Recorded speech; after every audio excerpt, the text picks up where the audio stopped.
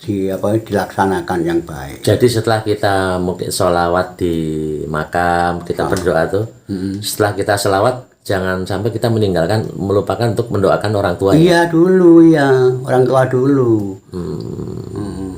Ila ruhi abi wa umi wa jadi wa jatina wali waladina masing-masing kena ahli kubur. Artinya ini bapak kita, ibu kita, mbah kita, buyut kita itu kena semua. Doakan ya. Iya. Al-Fatihah ya.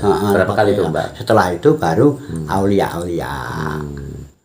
Baru yang dimakamkan. Pertama orang tua dulu ya. Ya iya. Karena orang tua yang membawa kita bisa sejarah di makam wali ya. Kita itu tahu di dunia ini kan orang tua kita juga. Allah itu lewat orang tua kita. Di situ loh. Jadi pertama tadi khususon apa tadi abi umi apa? Khususon ila ruhi abi wa umi wa jadi wa jadatina wali walidina masing-masing ahli kubur. Itu sudah bapak, ibu, mbah, nenek, buyut itu kan semua. Terus Al-Fatihah itu ya. Iya. Dari situ. Baru itu terus dilanjut. Itu baru terserah aulia-aulia itu yang bimbing kita dan bengek itu. Khususon ila ruhi Syekh Abdul Qadir Jailani seterusnya para wali itu lah kan itu. Sampai yang di makam ya. Resepnya itu ya, nah, kuncinya. Kalau terakhir, makanya jalan ajaran Islam kejawen kan terakhir. Artinya sebelum khususon ahli kubur. Nah itu kan kita kirim juga khususon para roh gaib roh suci kalau nggak bisa bahasa Arab ta. Para roh gaib roh suci ingkang wonten Nusantara Jawi khususipun ingkang manggen wonten sekitaring makam simbah ngriki. Jadi semua gaib-gaib itu kena yang suci itu. Kena kita doakan ya. Iya. Gaib-gaibnya semua kena doakan ya. Kena semua. Nah di situ makanya. Nah ketika gaib-gaib itu kena kita doakan, walaupun mungkin itu dia ya senang ya. Ya senang kita dapat kiriman kok. Kan ibaratnya kan surat Fatihah satu Fatihah itu ya. Itu sama dengan satu porsi makanan. Jadi kalau orang tua kita kirim surat Fatihah 10 kali, ya senang dia itu ya banyak. Banyak porsi. Kan di situ.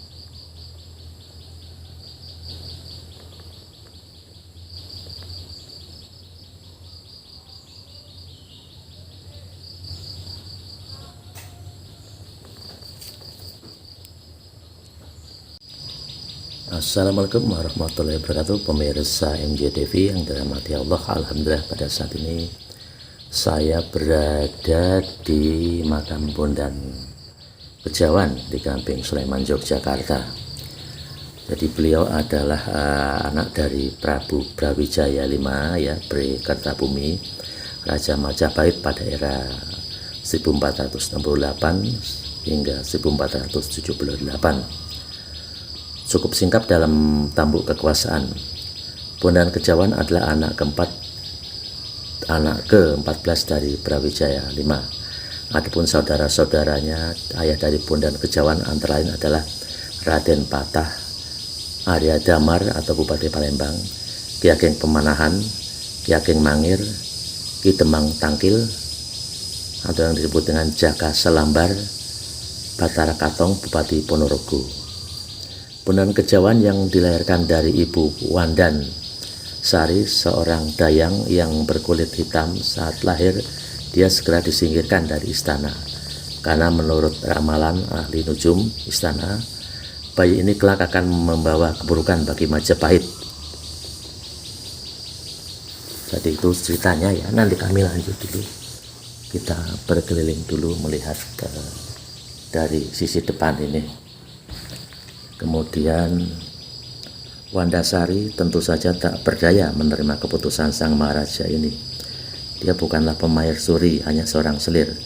Dari jabatannya yang hanya sebagai dayang istana yang mampu menyembuhkan penyakit yang diderita sang raja. Karena lahir dari selir bukan dari permaisuri. Untuk menyingkirkan Bondan Kejawan kecil tentu saja tak sembarangan.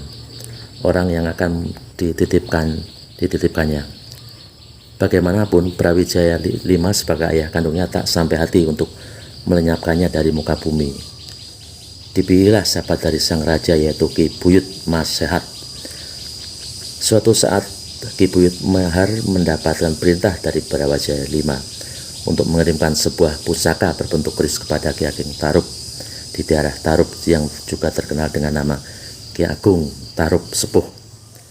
Dengan membawa Bondan Kejawan, Ki Buyut Masahar pergi ke desa Tarub. Ki Ageng, aku kesini mengantarkan keris Mahesa Nura Pusaka Prabu Wijaya agar dapat dirawat oleh Ki Ageng. Begitulah kira-kira kata Ki Buyut Masahar pada Ki Ageng Tarub. Siapakah anak muda ini, Ki Buyut? Tanya Ki Ageng. Ini Bondan Kejawan, anak angkatku. Buru-buru dijawabnya sebelum menimbulkan pertanyaan lain dari Ki Ageng. Ki Ageng Tarub yang waskita tentu saja melihat hal ini bukan hanya sebagai yang termaksud. Anakmu sangat tampan, kebetulan aku mempunyai anak gadis pula, biarlah dia di sini menemaniku dan sebagai kawan bermain anakku. Genduk Nawangsih, kata Ki Ageng. Tapi Ki, kata Ki Buyut terputus. Sudahlah Ki, Ki Buyut sudah cukup sibuk dengan urusan di istana. Biarlah aku mengurangi bebanmu. Justru anak ini akan sangat berguna di sini, kata Ki Ageng Tarub mantap. Ki Buyut Masehar tak mampu menolak permintaan sahabatnya, lalu ditinggallah Bondan Kejawan di rumah Ki Ageng Tarub. Hiduplah Bondan Kejawan sebagai anak angkat Ki Ageng Tarub agar tidak terlacak oleh istana. Nama Bondan Kejawan oleh Ki Ageng diganti menjadi Lembu Peteng. Di sana Bondan Kejawan dididik berbagai macam ilmu pengetahuan dan ilmu kebatinan. Setelah Bondan Kejawan dan Nawangsih dewasa, mereka kemudian menikah. Setelah Ki Ageng Tarub meninggal, Bondan Kejawan yang menggantikannya sebagai Ki Ageng Tarub muda. Dari hasil perkawinan dengan Nawangsih lahirlah Getas Pendawa yang kemudian menurunkan Ki Ageng Selo berputra Ki Ageng Selo muda atau yang disebut dengan Ki Ageng Enis. Dalam buku Nagasastra Sabuk Inten tersebut sebagai Niselo, kawan bermain Maesa Jenar. Dari Ki Ageng Enis berputra Ki Ageng Pemenahan yang kemudian menurunkan Sri Sutawijaya, penemban Senopati atau Raja pertama Mataram. Letak makam di desa Kejawan Belecatur, Gamping Sleman, di tengah kebun jati. Dari desa Kejawan ke arah selatan 500 meter melewati persawahan. Adapun makam istrinya ada di persis di selatan Kejawan Wetan. Orang lebih sekitar mengenal sebagai makam Bondan. Begitulah pemirsa NJTV yang dirahmati Allah. Sekaligus kami berziarah, kami menyampaikan beberapa kisah yang tentu saja bisa mendasari kita untuk lebih yakin bahwa beliau adalah sebagai bukan orang sembarangan, artinya banyak berjasa di bumi Nusantara ini. Dan mudah-mudahan Allah Subhanahu wa Ta'ala memberikan keberkahan kepada kita semua dengan kita mencintai orang-orang yang soleh dan orang yang mempunyai kelebihan di mata Allah Subhanahu wa Ta'ala. Dan mudah-mudahan kita mendapatkan suri tauladan yang baik, yang positif, yang tentu saja bermanfaat untuk kehidupan kita. Itu saja, terima kasih. Nanti kami akan melanjutkan ke ziarah ke tempat yang lain lagi. Terima kasih. Alhamdulillahirrahmanirrahim. Assalamualaikum warahmatullahi wabarakatuh.